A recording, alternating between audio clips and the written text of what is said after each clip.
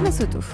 La colère gronde dans les agences immobilières. Axel de Tarlet, avec la nouvelle loi Allure de Cécile Duflot, les actes de vente sont devenus beaucoup plus compliqués à établir, au point d'ailleurs de paralyser les transactions immobilières. Oui, Cécile Duflot a considérablement augmenté le nombre de pièces nécessaires pour réaliser un acte de vente, avec d'ailleurs souvent les meilleures intentions du monde. Par exemple, pour éviter de vendre à des marchands de sommeil, le notaire doit maintenant consulter le casier judiciaire de l'acheteur. Et il y a comme ça une multitude de détails qui compliquent la procédure. Autre exemple, désormais si vous achetez un appartement ou même une cave, il faut rassembler toutes les pièces juridiques concernant la copropriété, donc l'escalier, l'ascenseur, la cour de l'immeuble. Et donc les notaires doivent maintenant courir derrière des documents parfois très anciens, ce qui évidemment ralentit énormément les ventes. Aujourd'hui, il faut compter entre 3 semaines et 1 mois pour réunir toutes les pièces, une quinzaine en tout. Il y a le règlement de copropriété, on l'a dit, mais également le montant des charges sur les 2 dernières années, le carnet d'entretien de l'immeuble.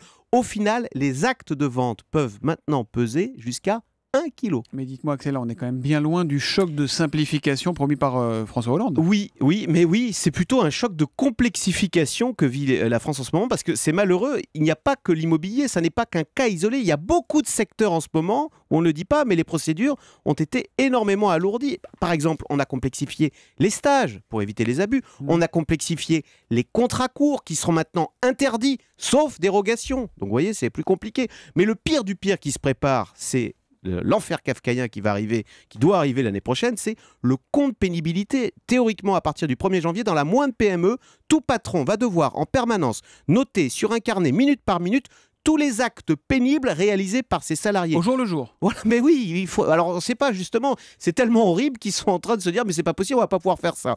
Mais ça doit arriver le 1er janvier 2015. Bonjour la complexité. On a envie de dire, quand on voit tout ça, de l'air, faisons-nous un peu confiance au lieu de tout réglementer. Vous savez, c'est Ronald Reagan, qui c'est vrai ne portait pas les socialistes dans son cœur, qui avait eu cette formule pour qualifier ce qui, selon lui, était l'enfer socialiste. Il disait, si quelque chose marche, taxez-le. Si ça marche encore, réglementez-le. Et si ça ne marche plus, subventionnez-le. Reconnaissons que parfois en France, on n'est plus très loin de ce genre de situation. En tous les cas, dans l'immobilier, on taxe, on réglemente et on subventionne. Il doit y avoir une voie médiane à trouver entre trop de réglementation et Ronald Reagan, je pense. Voilà. Le Zoom Echo, Axel de Tarlet, tous les matins à 7h10 sur Europe 1. Demain.